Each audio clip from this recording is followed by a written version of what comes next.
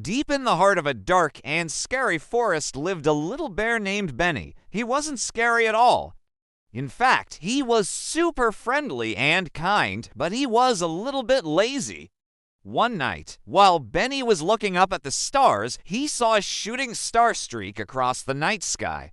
"I wish I didn't have to work so hard all the time," Benny said. The next morning, Benny woke up feeling refreshed and ready for a brand new day.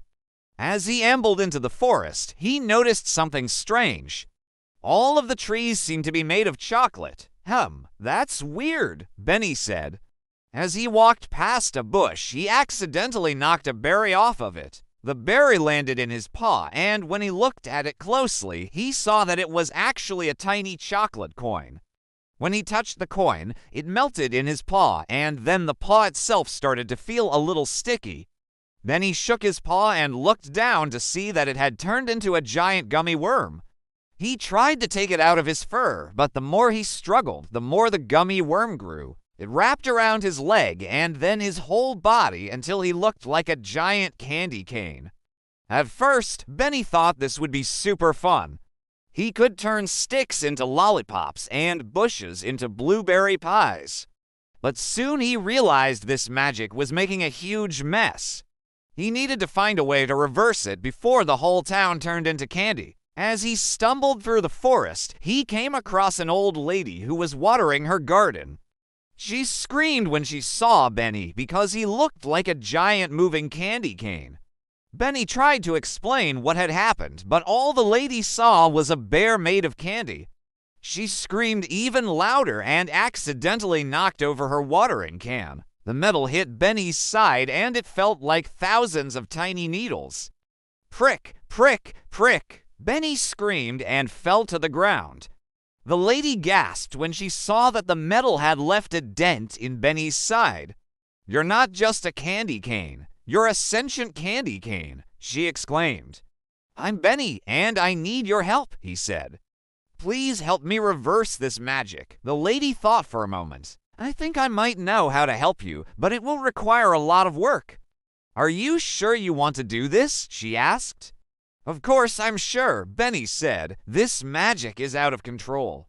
If I don't reverse it, the whole town will turn into candy and no one will be safe." The lady led Benny to her shed and pulled out a large cauldron. "I'm going to need you to climb inside this," she said. Benny climbed inside and the lady began stirring the cauldron. "This potion will reverse the magic, but it will also make you very sick," she said. "Are you sure you want to do this?" Benny thought about what the lady had said. He didn't want to feel that bad. But if it meant saving his friends and the whole town, he would do it. "Yes, please," he said. The lady poured the potion onto Benny and then he started to feel awful. His vision started to blur. He felt like he was on fire and his paws started to itch. The lady quickly put some salve on his paws and then carried him to a nearby lake. "The lake water will help heal you," she said.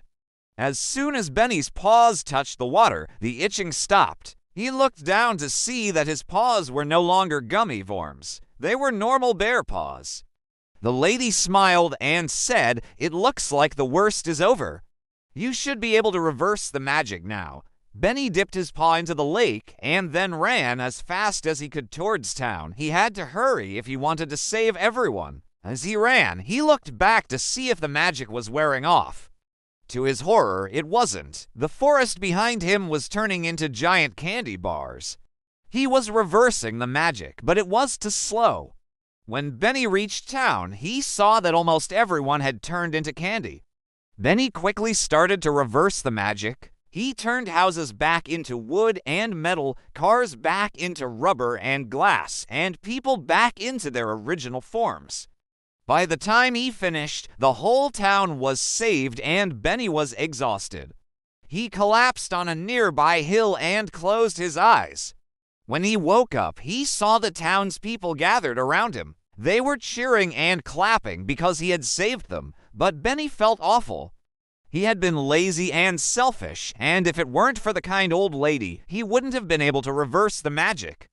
He learned that day that being lazy and selfish never pays off, and that helping others is always the right thing to do.